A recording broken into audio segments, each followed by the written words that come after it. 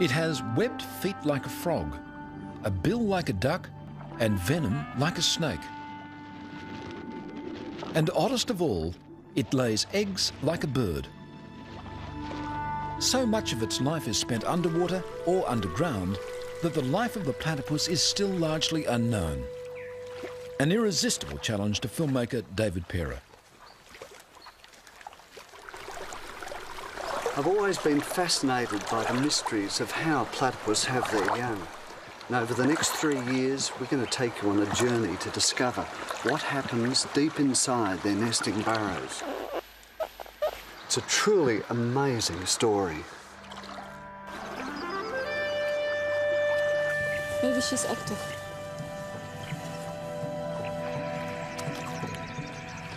By tracking its daily life, researchers will help Pera reveal the most intimate moments in the life of what is surely the strangest animal on Earth.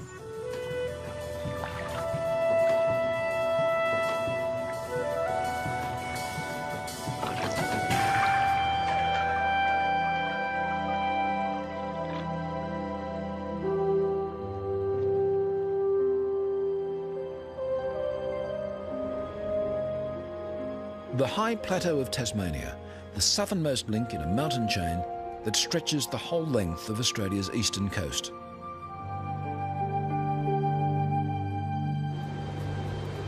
When the winter blizzards blow in from the Southern Ocean, life here gets tough.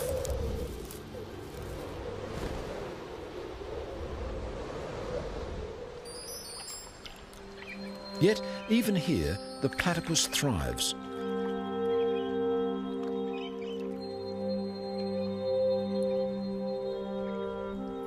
Its thick fur provides near-perfect insulation as it forages for a sparse living in the frozen tarns.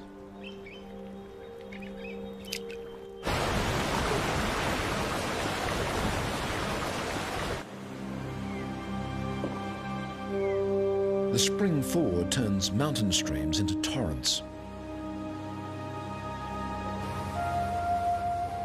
Humans are rare in the remote Tasmanian wilderness, but platypuses are plentiful.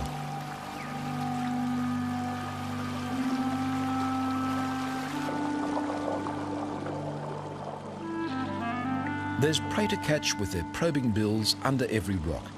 Shrimps and worms, and the larvae of aquatic insects.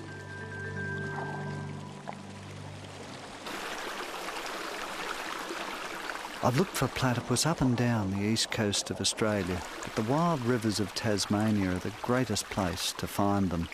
But even here, they're difficult to see. They seem to meld into the water and rocks, and then suddenly disappear. When Europeans first encountered it, the platypus seemed almost too weird to be real. The name comes from the Greek for flat-footed. Yet it was the creature's duck bill that most fascinated 19th century zoologists.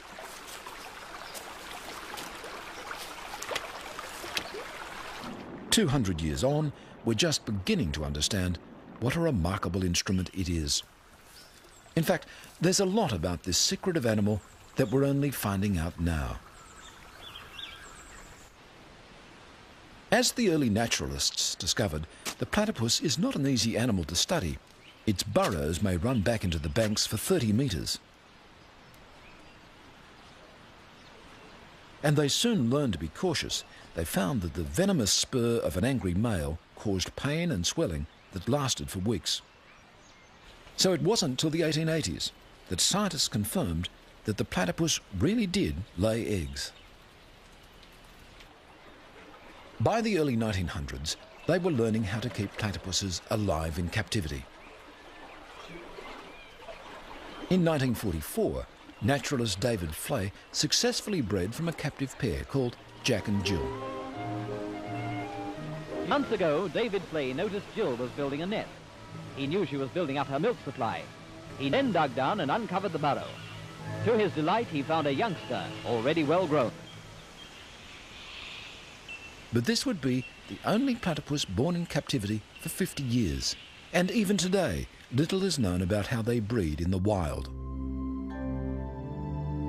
A quiet valley in northern Tasmania, in the headwaters of the South Esk River.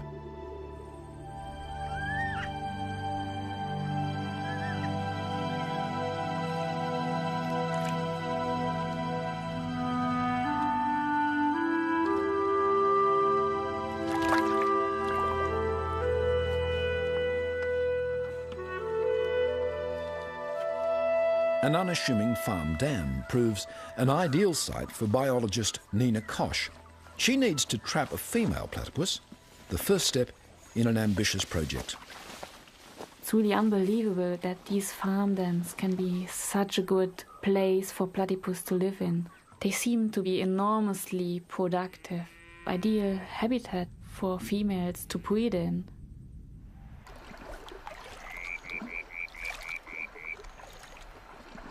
I heard about Nina's work in Tasmania and came over to join her. Perhaps she may be able to help us in our quest to find breeding platypus.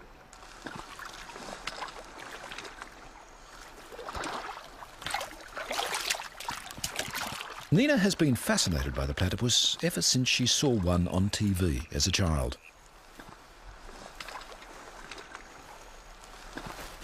Now she's come all the way from Germany to take part in a 2-year study. The aim? To find out more about how female platypuses raise their young. First, Nina measures the platypus's exact dimensions. The tiny craters in her leathery bill are receptors. Some are sensitive to touch, others to the minute electrical impulses emitted by her prey. Just keep on. Yeah, that will do. Be probably old enough. Not healthy enough. Next, Nina attaches a tiny radio transmitter to the platypus's fur. It needs to be tested thoroughly before next year's full-scale breeding study.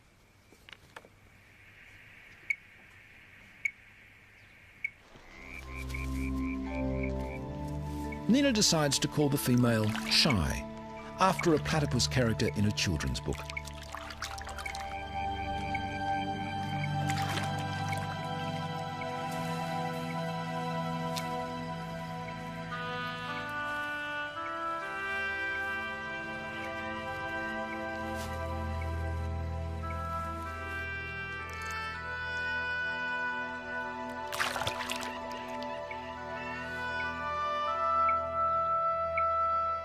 Within days, Nina has identified the precise location of one of Shy's sleeping burrows on an island in the dam. We've tracked Shy for a couple of days now, and we could follow her to this island. And she's sleeping right here in her burrow, and we are going to put an infrared video camera in so we can see what she's doing in her burrow.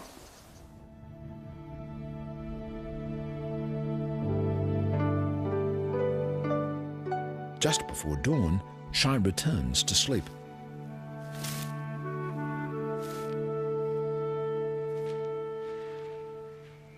For Nina and her partner Marcus Utesh, this is the first view of a platypus underground. There she is. She's coming in. Next year, they'll try to get a camera inside the burrow of a breeding platypus. That is absolutely great. Wow. A few weeks later, Nina and Marcus find a baby platypus near the dam. It's only just emerged from the nest. Soon after, they find another, bigger youngster. This baby looked much more like an adult. It weighed 610 grams, so double the size of the one that we caught before.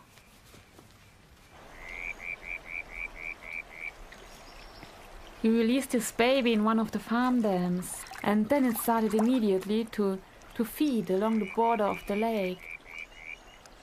We tried the next day to see it again. I sat on the pontoon and paddled towards the little platypus.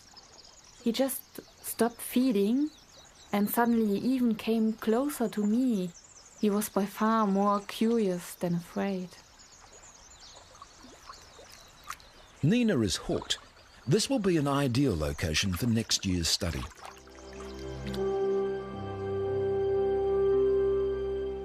The only other animals on Earth that are even distantly related to the platypus are the echidnas. Like the platypus, the short-beaked echidna has looked much the same since the age of the dinosaurs.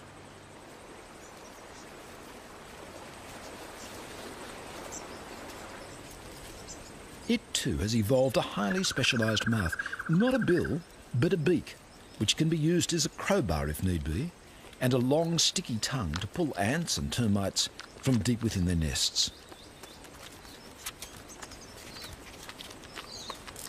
Despite their different lifestyles, the echidna and the platypus share one crucial characteristic. They're the only surviving members of an ancient group of egg-laying mammals, the monotremes.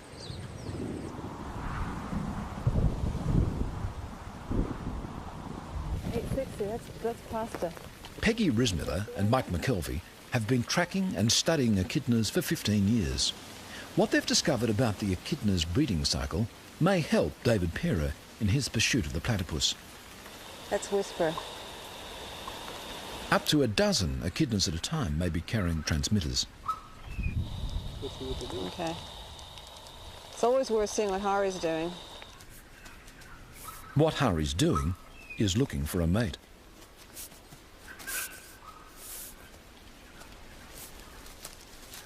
Mostly, echidnas lead solitary lives, but when a female comes on heat, males will gather from far and wide.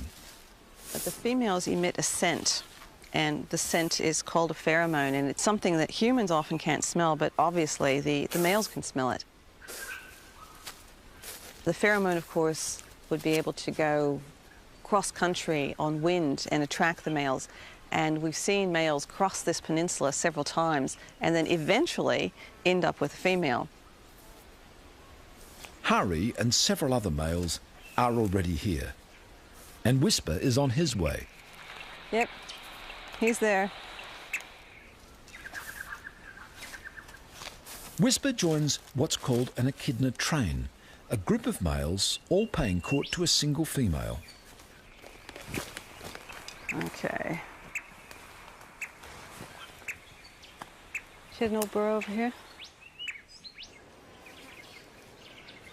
A train can stay in place for up to a week, with the males constantly jockeying for position. They must be patient, but ready for instant action.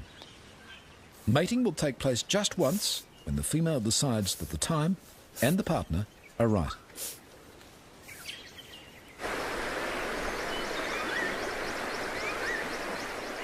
To try to capture the elusive courtship ritual of the platypus, David travels to the far north of Queensland.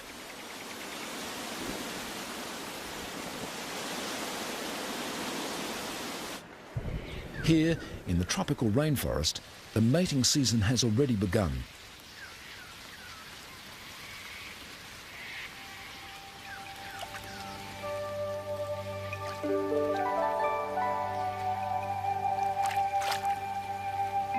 This female is feeding hard to ready herself for the rigours of motherhood. Every 40 seconds or so, she must surface to breathe.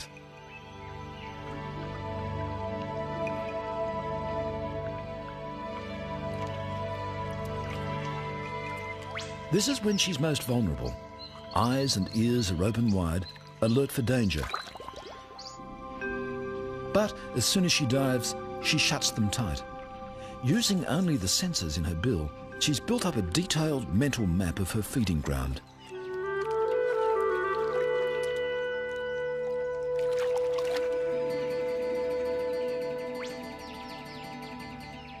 And she knows its inhabitants too, especially the resident cormorant.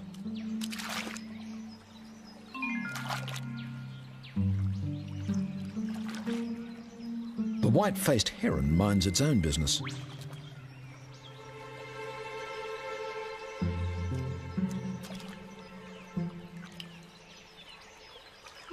The cormorant minds the platypuses.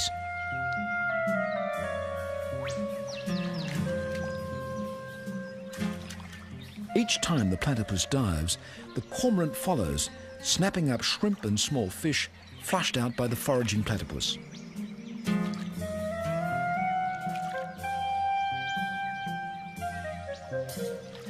And if the platypus rests too long between dives, the cormorant lets her know it.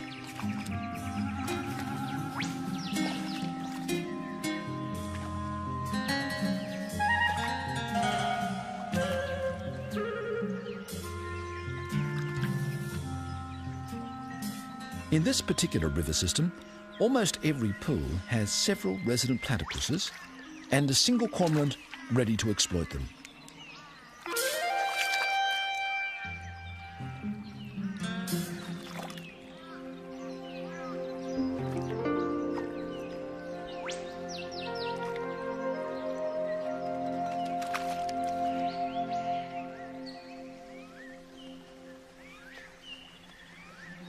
The other inhabitants of the pool give the platypus no trouble at all.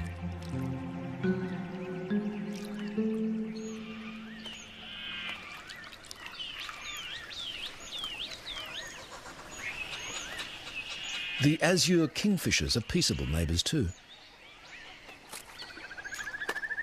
They may occasionally snap up fish and shrimp she drives to the surface, but at least they don't harass her to dive for them.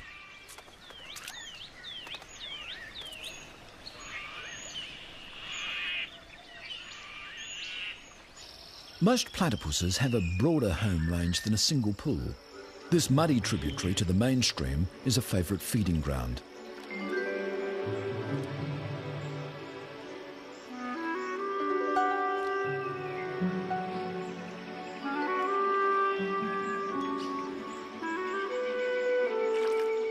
Platypuses make their way up the creek at all hours of the day and night to feed.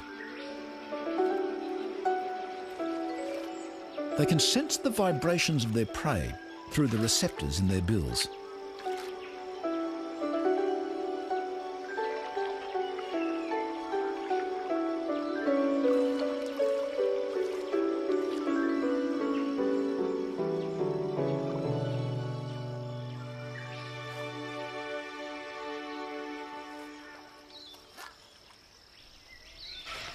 I've been here for about 3 months now and been desperately trying to find a place where the platypus are courting. I think we might be onto something here. This is firm flat. It appears to be dominated by a male, and he does his patrolling, and again it appears that there's a female who I think is just coming up to her burrow or area that she spends a lot of time at now.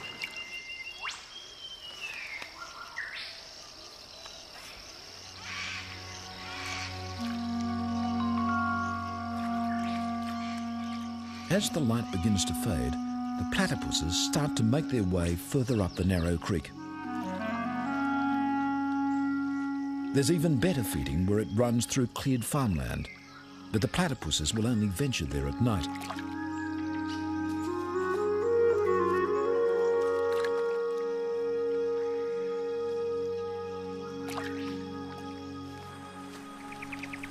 This is an ideal creek to film platypus with an infrared camera.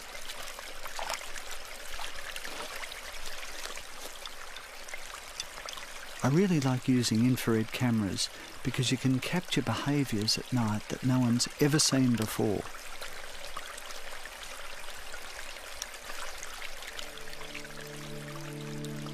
We put up a red light. The platypus can see the red light, but they don't seem to be disturbed by it. Sitting there beside the bank of the river with the water running through my boots and the legs of the tripod in the water, as the animals slowly worked their way up towards me, they would stop and glance up and then keep on coming. They were totally unafraid.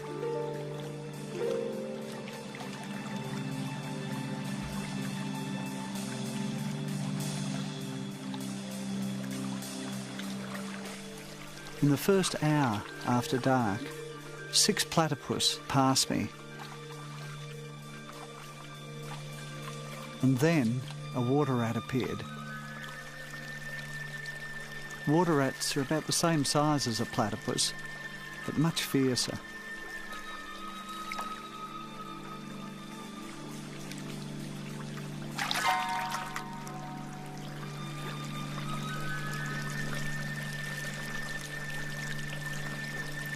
A few nights later, David Perra sets up his infrared equipment on a bridge overlooking the main river. Just below the bridge, a big male platypus has established his home range. But tonight, he has a challenger from further up the river. The resident male is grooming himself on a log, apparently unaware of the intruder.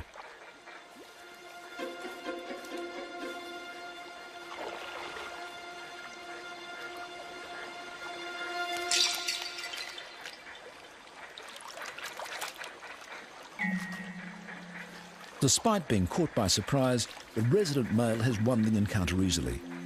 He hasn't had to use his most damaging weapon. The poisonous spur on his hind leg is fed by a venom gland that in the breeding season reaches its maximum size. Day and night now, the big male patrols his home range.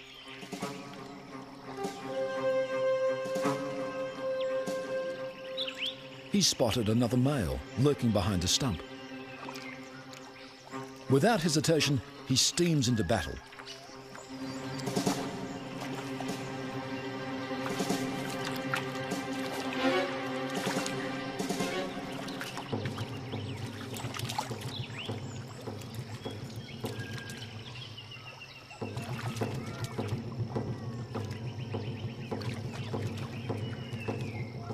Whether platypuses regularly use their spurs in these encounters, or whether they're weapons of last resort, we don't know. In this case, the resident male is triumphant, and a female is ready to be courted.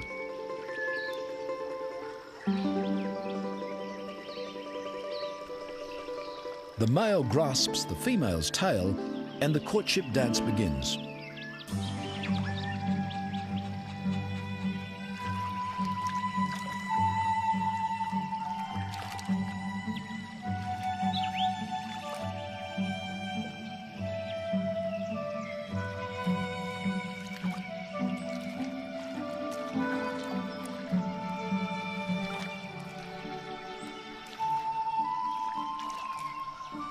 The dance can continue for 20 minutes or more.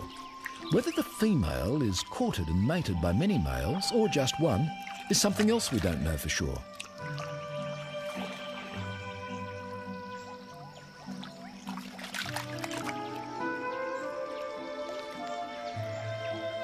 Finally, it looks as though the male mounts the female and mating takes place.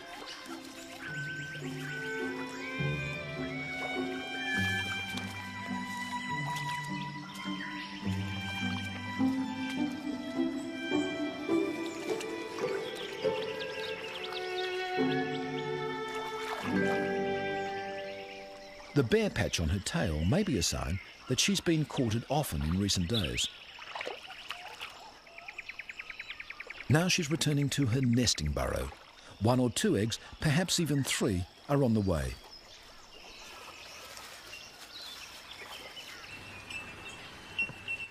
Healesville Sanctuary in southern Australia. Much of what we know about platypus mating and breeding has been learned by Les Fisk and his colleagues from the captive animals at Healesville Sanctuary. For 10 years, a male and female platypus have lived in this elaborate artificial world. Through a maze of tunnels, pipes and tanks, video cameras record their every move.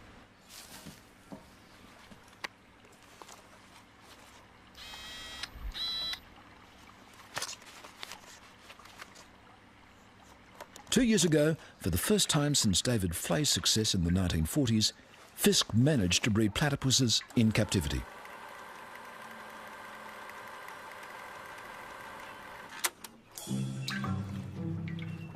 For most of the year, Karina, the female, will have nothing to do with N, the male. But spring is in the air at Healesville Sanctuary.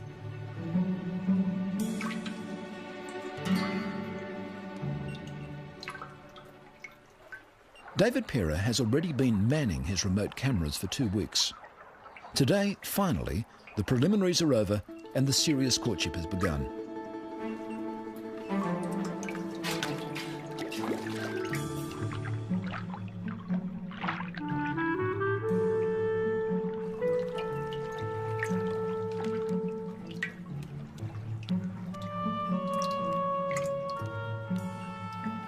the moment that she's ready to mate can be fleeting.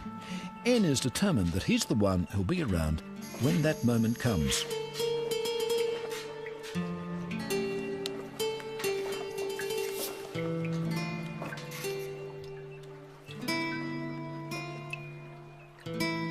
But her attempted escape was all part of the ritual. Karina soon returns to the dance.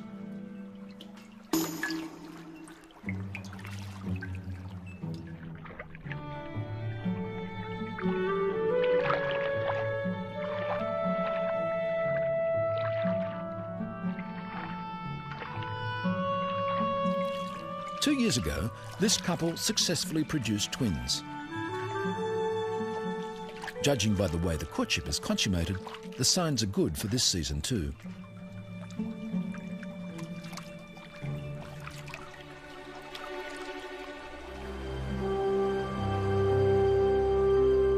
Summer has come again to Tasmania, and its wild rivers are swollen with melting snow.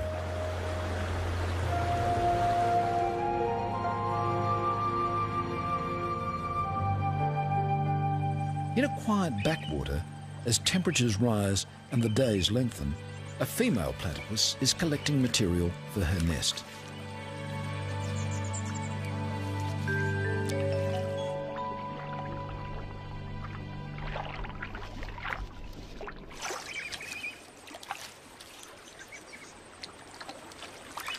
She takes leaves one by one in her bill and jams them under her tail.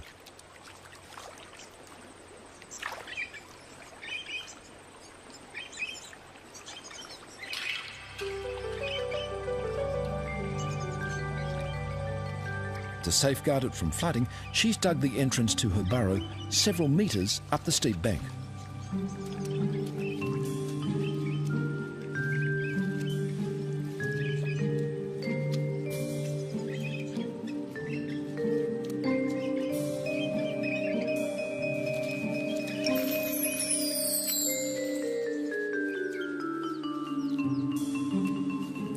Over the next few days, she'll make dozens of trips like this, until the nesting chamber at the end of her long burrow is lined with sticks and leaves.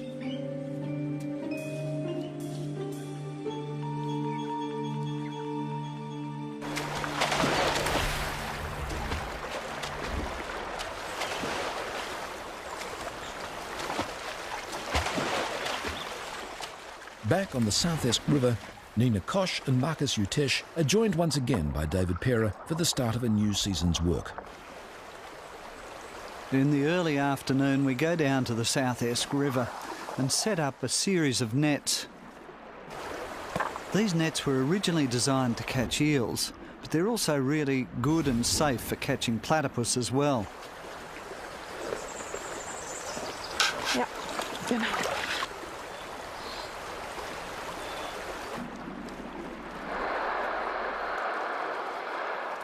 They position the nets across the water flow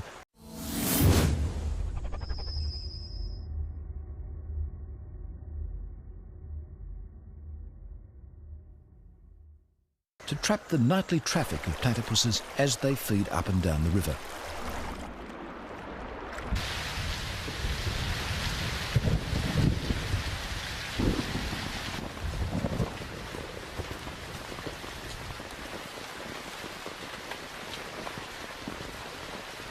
In the late afternoon, the platypus come out of their burrows and start feeding.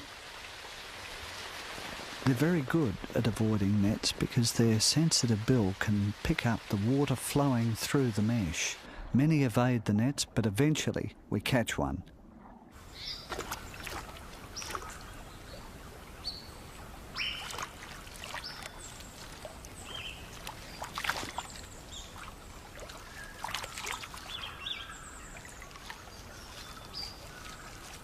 Judging by the dates that last year's youngsters emerged from their nesting burrow, Nina and Marcus have worked out that the females will be laying their eggs very soon. Now is the time to fix radio transmitters to them.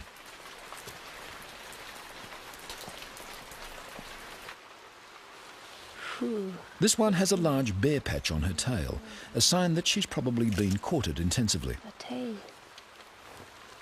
jägered on all the animal. This might be a mating mark.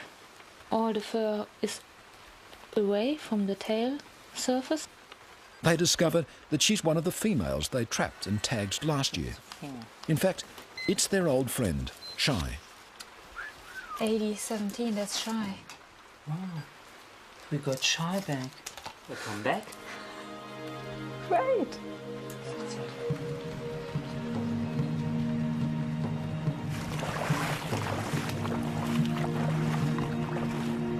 After several weeks' exhausting work setting nets up and down the river, Nina and Marcus managed to catch 7 females.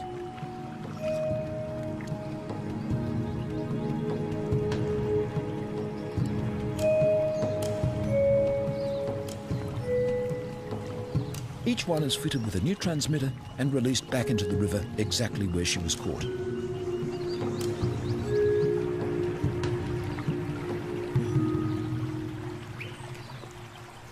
For Nina and Marcus, it's the start of another period of intense work, tracking all 7 females for hours at a time.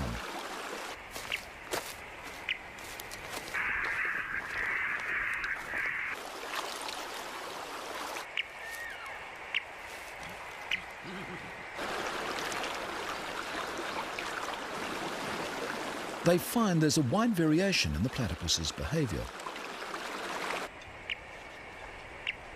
Some feed mostly in daylight. Others sleep during the day and feed all night. Some travel a kilometre or more up and down the river each feeding session.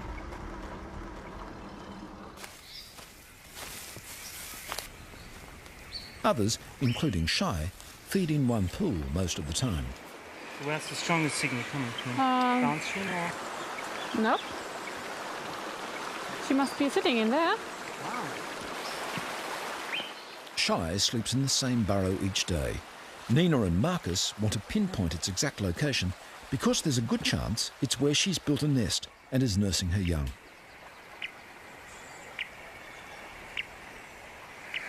Get reception here. And it's getting weaker. Which gain do you have? 10. Gain 10, maximum gain. Gain 10 and only have like 1. I would say it's about here. It must be around here. Not this point here. It gets weaker here. Yep. But it's exciting. Got another burrow. Yep. And we should And mark this one the looks a bit. entrance. This one looks a bit different than the others. Yeah. We should mark the entrance.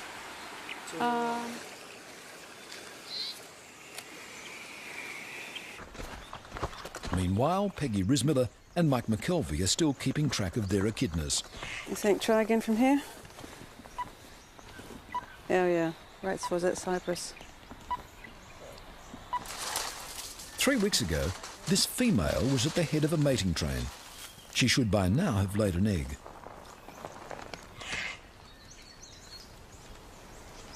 Okay, I'm just going to feel first. A very tight little pouch. Up quite a bit there. My finger. Would you just be very careful because there's an egg. Oh my Jesus.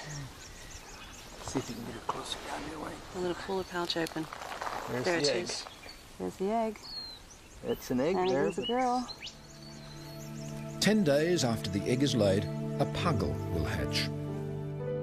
In the egg, the echidna develops an enamel-covered egg tooth. It needs this egg tooth to actually rip open this leathery shell and then pull itself out onto the mother's belly. Look, there's the back of it. Inside the pouch, it's really moist and humid because that's what the puggle needs right now. As far as we know, at 2 grams, it has to breathe through its skin. Tiny though it is, the puggle can safely be removed from its mother's pouch for a minute or so. At 2 days old, there's almost no difference between a baby echidna and a baby platypus.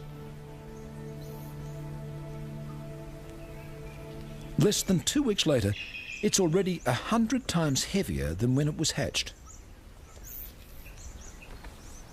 It's a girl. The baby echidna by now has a discernible beak, just as a baby platypus would have a recognisable bill. After 7 weeks in the pouch, the mother leaves her young one in a burrow, returning every 5 days or so to let it suckle.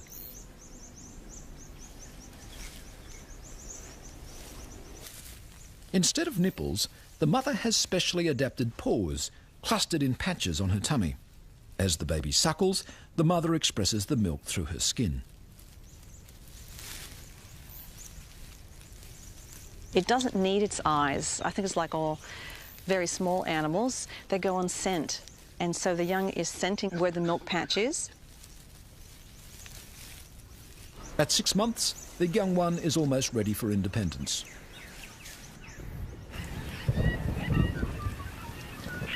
Back at the South Esk River, Marcus and Nina have decided that the time has come to try to take a look inside Shy's nesting burrow. Kann das noch ein Wader sein von dir?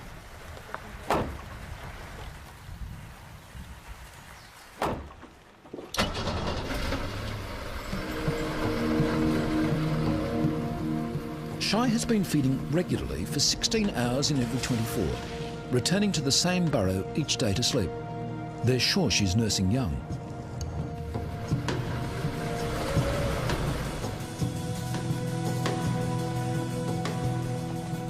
It's late evening. Shy's already left the burrow to feed. Nina, Marcus and David have at least 8 hours to try to get a glimpse inside the nesting chamber.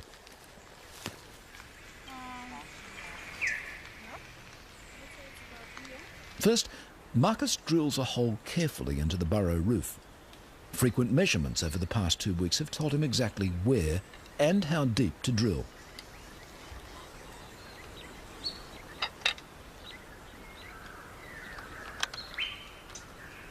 Meanwhile, David sets up and tests an endoscope with a tiny video camera mounted on its end.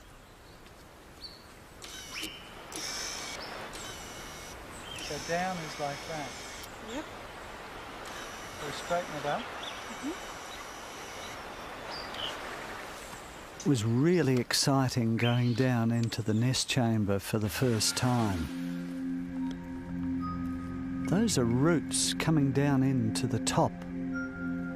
And then we saw the entrance to the chamber itself. And the nest was a really complex structure. It was tightly woven leaves wrapped around with sticks and roots. And there was even some green plastic in amongst the leaves. Yeah, that's the roof there, I think. But that's when our frustrations really began. Over a period of 17 days, we went in 6 times into the burrow, but we just couldn't penetrate the nest. And then at last, we got the endoscope through the nest wall. We first glimpsed a tiny bit of flesh through the leaves.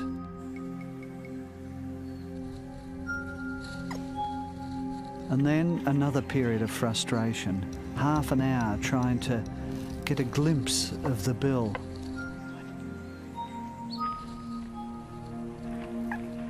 Oh, it's a platypus. Yes.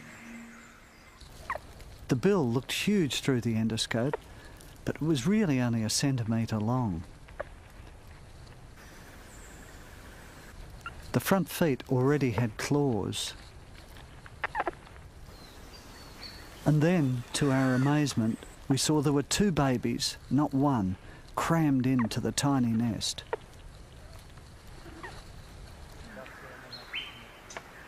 Thank you. 3 weeks later, we went into the burrow again, and we found them immediately. It's incredible. They'd grown enormously. Now they were covered in a thin layer of fur. There were even visitors inside the burrow. What is it? It's a tick. I think it was a tick. The ticks are only found on platypus, and already they're feeding on the blood of the young ones. Their bills are now large and very dark. We think the young are now about 6 or 7 weeks old.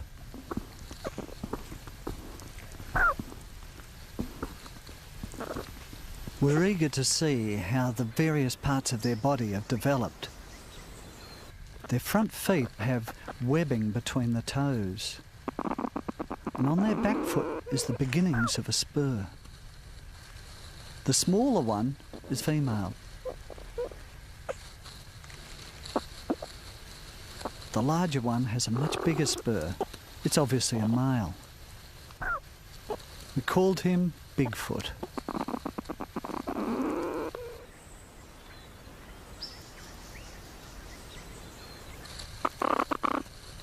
The nostrils are huge. We think they're probably used to find the milk patches of the mother. And here, the smaller one is rubbing the tummy of the larger one, as if it's trying to suckle. It was a revealing 3 hours in the burrow.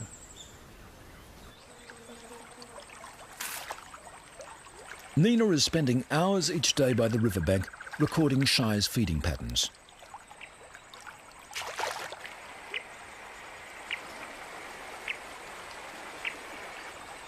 It's late summer on the South Esk, and vast numbers of insects are hatching from the river.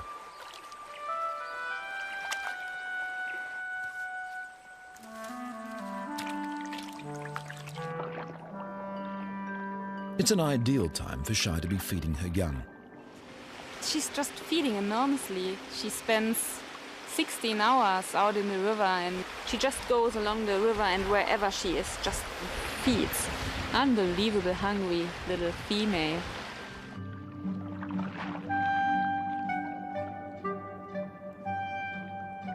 A nursing platypus will consume up to half her body weight in food every 24 hours.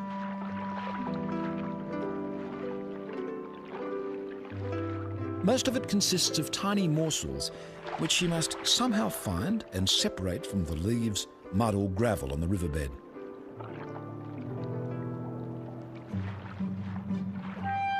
When she gets to the surface, she chews with a sideways motion of her grinding pads, separating out and swallowing the food.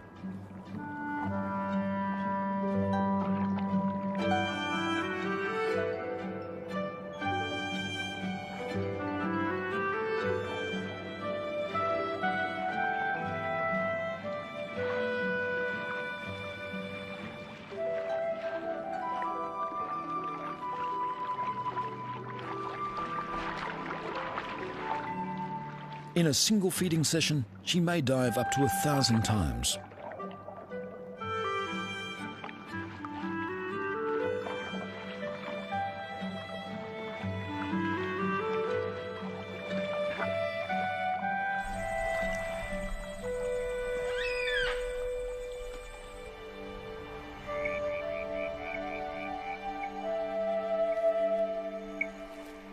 Tonight, the team plan to go into Shy's burrow once again. So, while Nina tracks Shy to make sure she's out feeding, the team drills a new hole into her nesting chamber.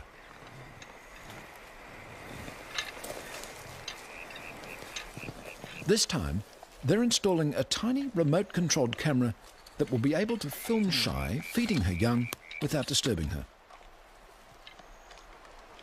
Illumination comes from miniature infrared lights, which she can't see. And as well as the camera, there's a microphone to pick up sound inside the burrow. That's the big one. There. Oh.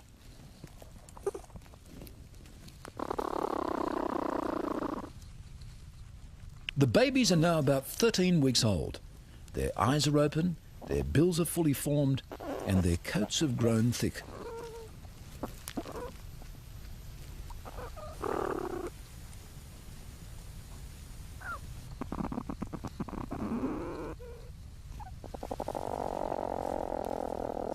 While Bigfoot plays with tree roots in the roof of the chamber, the smaller one is perhaps getting ready to take on solid food.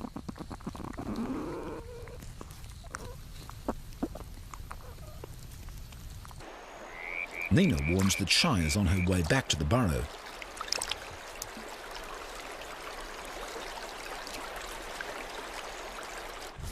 As she approaches the nesting chamber, she unblocks the earthen plugs which she set there to protect her young.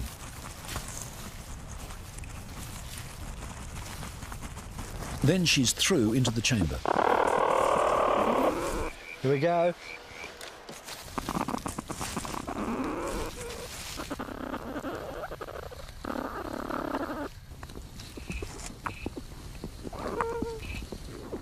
Within minutes, the eager young are greedily suckling from their mother's milk patches.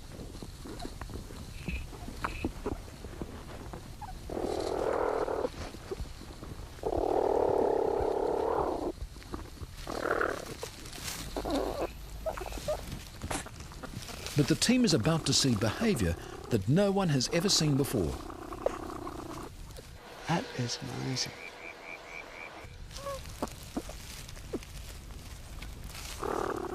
The young stopped suckling and then began to rub their mother's bill. Are they taking food from her? Perhaps getting a taste of those little animals that they themselves will be eating in the next few weeks? Or are they drinking her saliva? Maybe getting some of the bacteria that will strengthen their immune system.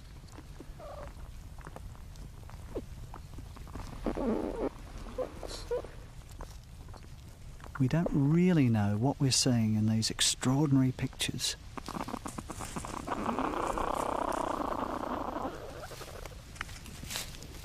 Soon, Shai has had enough. She busily rebuilds the nest around her young.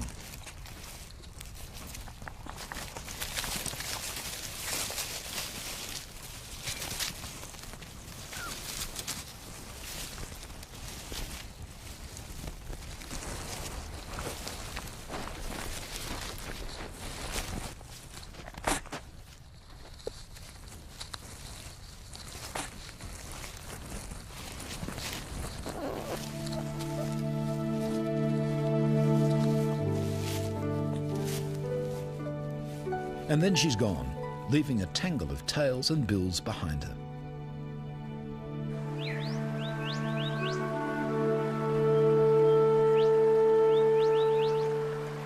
Ten days later, on watch as usual beside Shai's pool, Marcus and Nina spot one of the young platypuses in the water.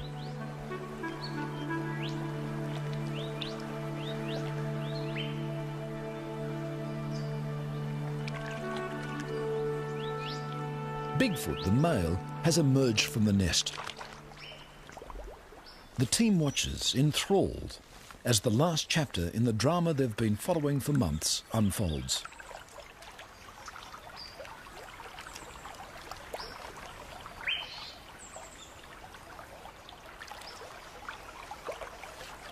Bigfoot needs no tuition from his mother. Minutes after his emergence, he's swimming and foraging expertly along the bank.